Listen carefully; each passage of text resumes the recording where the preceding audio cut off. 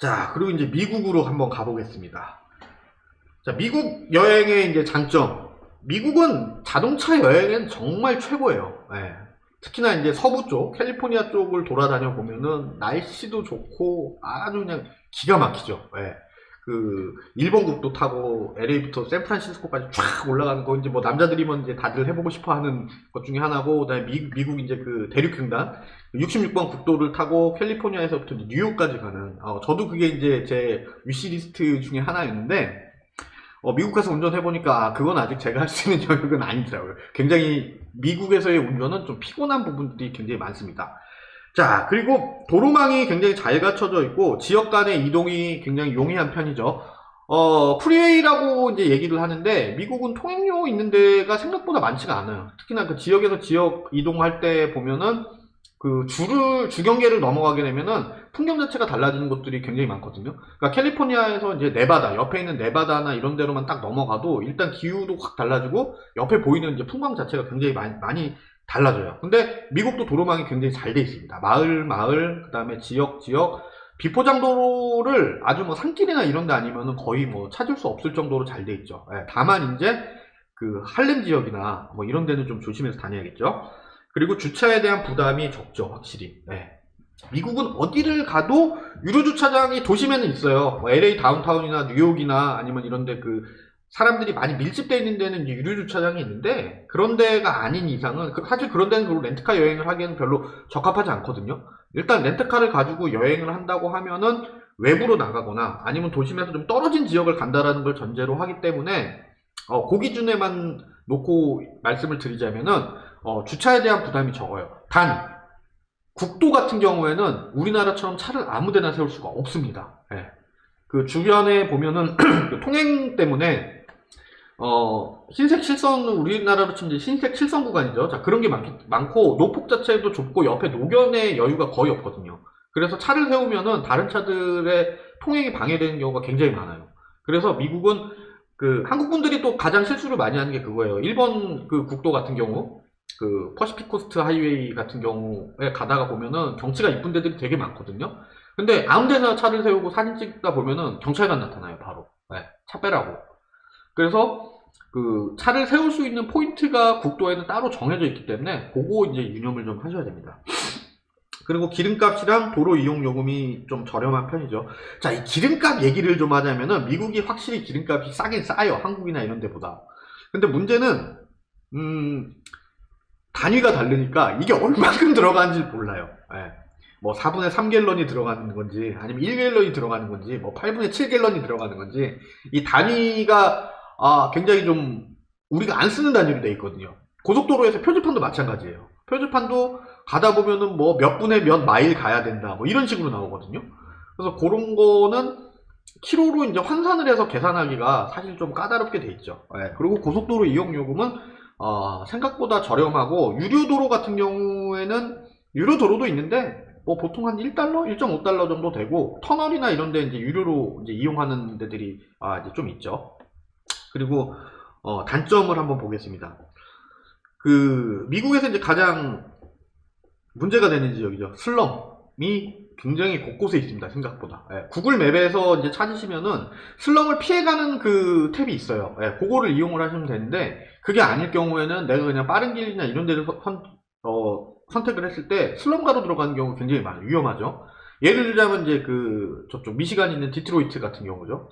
얼마 전에 그 제 지인이랑 이제 이런 얘기를 했었어요. 그 디트로이트 하면은 이제 뭐가 떠오릅니까? 라고 했는데 그분은 에미넴을 얘기를 하더라고요. 근데 전 디트로이트 하면은 로보캅밖에 생각이 안 나거든요.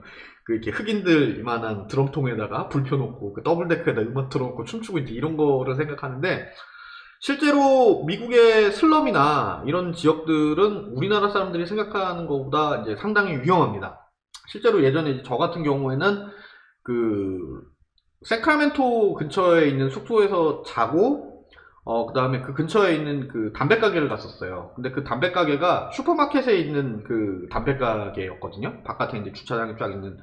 근데 거기에 이제 제가 옆에다 이제 그 도트백, 에코백 하나 들고 이제 거기다 지갑이랑 이렇게 넣어서 이제 거기 딱 들어갔는데, 거기 할아버지, 운영하신 할아버지가 흑인 분이셨는데, 그 할아버지가 저한테 처음에 얘기하신 게 그거였었어요. 가방 그렇게 메고 다니면 털린다고. 그리고 지갑은 항상 자기 몸에다 지니라고 이렇게 얘기를 해주시더라고요. 예. 그리고 그 미국은 또 고속도로 휴게소나 이런 데 보면은 그 마약하는 사람들이 또 그렇게 많아요. 예. 이 사람 또 무슨 일들을 저지를지 모르니까 또 위험하기도 하고, 그 다음에 홈리스들이 되게 많아요. 카트 끌고 다니시는 분들. 예. 그분들 같은 경우는 이제 근처 가면 이제 냄새가 무지하게 많이 나는데, 이분들이 사실 그렇게 반갑지는 않죠. 그리고 세크라멘토나 샌프란시스코 같은 이제 구도심 쪽, 이제 오래된 도시에 가면은 길거리에 이제 그런 분들이 많이 이제 계시죠. 예. 그래서 슬럼 같은 것도 이제 다운타운 안에도 슬럼이 있는데, 정말 위험한 슬럼은 어디냐 하면은 그 LA 옆에 보면은 그 캄튼이라는 지역이 있어요. 거기 이제 공장지대인데, 거기는 이거 뭐 제가 직접 겪은 건 아니지만 주유소에서 주유를 하고 있는데 강도가 나타나는 경우가 상당히 많은 곳이라고 합니다. 근데 미국에는 사실 그런 지역들이 생각보다 많거든요. 그래서 항상 이동을 하시거나 하실 때는 그 슬럼 지역을 피해서 이동을 하시는 게 좋습니다. 그리고 그 영화에서 보면은 미국 중산층들이 사는 그 이렇게 주택가들 있잖아요. 이렇게 막 도로 이쁘게 깔려져서 이렇게 집 한 채씩 탁탁탁 있는. 자, 그런데 이제 이쁘다고 들어가서 사진 찍으시는 분들 계시는데, 동양인들이 그런데 얼쩡얼쩡거리면은 경찰 출동하는 경우가 되게 많아요. 왜냐하면 그건 유럽도 마찬가지고 미국도 마찬가지지만 이 사람들이 사생활 보호에 대해서 굉장히 신경을 많이 쓰거든요. 그래서 자기네 마을에 거주하는 사람이 아닌 외지인이 왔을 때 되게 좀 경계하는 부분이 상당히 많습니다. 이럴 때는 이제 설명 잘 하고 빨리 그 동네를 이제 빠져나오시는 게 좋습니다. 그리고 미국이 운전이 제가 힘들다고 얘기를 했었잖아요, 앞쪽에서. 이 힘든 이유가 있어요. 다 직선이거든요. 내비게이션을 딱 설정을 했는데 처음엔 저 내비게이션 고장난 줄 알았거든요. 480km 직진 후에 좌회전 다음 안내입니다. 이런 식으로 나와요. 그러니까 내비게이션이 계속 이제 말을 안 하고 있는 거예요. 몇 시간 동안. 그래서 이게 이 직선으로만 된 게 뭐 운전이 편할 거다라고 생각하시는 분들이 있는데, 의외로 이게 시간이 좀 지나면 원근감이 되게 많이 없어져요. 그래서 중간에 저도 이제 후배랑 갔었는데 운전자 교대를 했죠, 계속. 예. 그 친구 같은 경우에 운전하다 뭐 호랭이를 봤다고 얘기할 정도로 반에, 예.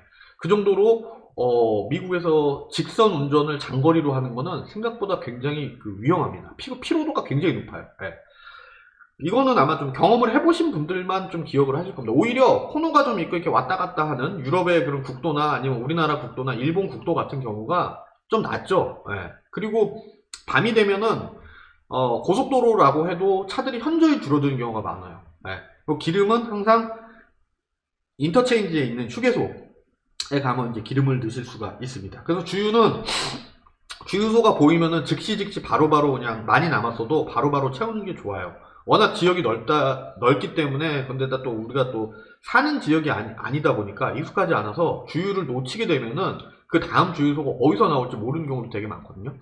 요즘은 이제 구글맵이 워낙 좋아져가지고 구글맵에다가 이제 뭐 위에 검색 탭에다가 뭐 주유소, 음식점, 호텔 뭐 이렇게 치면은 그 근처에 이제 가장 가까운 것들이 나오는데, 그렇게 되면 또 원래 가던 경로에서 또 빠져나와야 되는 경우가 많거든요. 네.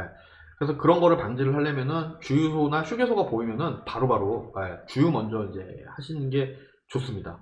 미국의 그 주유소는 대부분 이제 편의점이랑 같이 있는 경우가 많거든요. 그 프리 옆에 있는 데는. 인터체인지 빠져나오면은 그 보통 이제 네 군데잖아요. 인터체인지 빠져나오면은 뭐 들어가는 데 나가는 데서 네 군데 정도 되는데, 그 네 군데에 거의 다 이제 각각 다른 주유소들이나 편의점들이 있는 경우가 있어요. 근데 제일 가까운 데 가서 이제 주유를 하시면 되고, 미국도 그 주유를 하기 전에 카운터에다 돈을 먼저 내고 그다음에 주유를 한 다음에 나머지 금액을 정산받는 그런 시스템으로 운영이 되는 데들이 많습니다. 신용카드 같은 경우에는 그 포스탈 코드가 꼭 필요해요. 근데 포스탈 코드가 이제 외국에서 온 사람들 같은 경우에는 0000을 찍으면은 그게 이제 승인이 되는 경우가 있죠.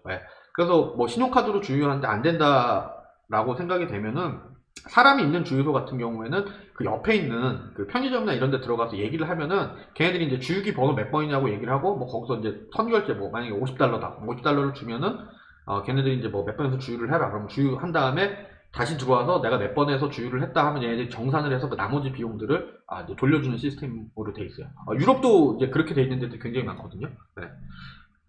또 그리고 이 제일 중요한 거, 스탑 사인하고 스쿨버스 엄청 조심해야 돼요. 기본적으로 미국에서는 스쿨버스를 추월을 못하게 돼 있어요. 아이들이 언제 타고 내리는 거를 모르기 때문에 스쿨버스가 서 있으면은 무조건 그 뒤에 서 있어야 돼. 이거 추월하게 되면은 그 어디선가 안 보였던 경찰들이 나타나서 막 삐용삐용 하면서 나타나거든요. 이거 조심해야 되고, 그리고 이거보다 더 중요한 게 스탑 사인이에요. 우리나라 사람들은 사실 스탑 사인 잘 안 지키잖아요. 근데 미국에서는 스탑 사인이 딱 보이면은 바로 무조건 3초에서 5초 정도는 완전히 정지를 했다가 출발을 해야 돼요.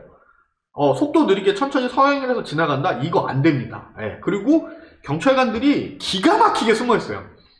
일본은 톨게이트가 그렇거든요. 톨게이트가 진짜 빠져나갈 수 없는데 톨게이트가 있어서 돈을 낼 수밖에 없는 구조인데, 미국 같은 경우에는 이 스탑 사인이 있는 곳은 어디가 됐든지 간에 경찰관들이 튀어나올 준비가 돼 있다는 것을 항상 염두하셔야 됩니다. 예, 그리고 장거리 이동이 많아서 거리 계산, 하루 이동 거리를 신경을 잘 쓰셔야 돼요. 예. 뭐 반나절만 이동하고 그 다음에 오후에는 뭐 그쪽에서 다른 일정을 하겠다 하면은 제가 봤을 때는 150km에서 200km, 예. 뭐 하루 종일 이동한다 그래도 한 300km에서 400km 정도 이동하시는 정도로 루트를 짜시는 게 좋아요. 왜 예전에 뭐 저처럼 뭐 800km 뭐 8시간이면 가지 이렇게 생각하고 루트 짜면은 운전자도 피곤해지고 일정 자체가 이제 어그러지는 경우가 굉장히 많거든요. 그래서 미국은 도로망이 잘 돼 있고 길이 뭐 널찍널찍하게 뚫려 있지만 그만큼 이동하는데 피로도가 높기 때문에 좀 더 여유 있게 일정을 짜시는 게 좋습니다. 그리고 요거 아까 제가 말씀드렸죠. 예, 마일과 그 갤런에 대한 이해도가 어느 정도는 필요합니다. 그리고 구글맵 같은 경우에는 미국으로 딱 넘어가게 되면은 그때부터는 이제 단위가 내비게이션 같은 경우에는 바로 마일로 바뀌어요. 예.